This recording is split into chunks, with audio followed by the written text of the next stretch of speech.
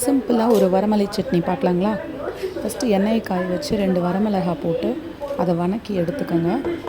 அடுத்து ஒரு 2 ஸ்பூன் வரமல்லி போட்டு அதையும் வதக்கி தனியாக எடுத்து வச்சுடுங்க. அடுத்து தேங்காய், ஒரு கைப்பிடி தேங்காய் அளவுக்கு எடுத்து அதையும் வதக்கி மிக்ஸி ஜாரில் எடுத்து போட்டுருங்க.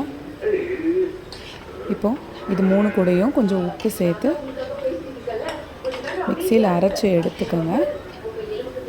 எடுத்துகிட்டு தாளிப்புக்கு கடுகு உளுந்தம் பருப்பு போட்டு கருவேப்பிலை போட்டு தாளித்து எடுத்துடுங்க. இது சூப்பராக இட்லி, தோசை எல்லாத்துக்கும் வச்சு சாப்பிட்லாம்.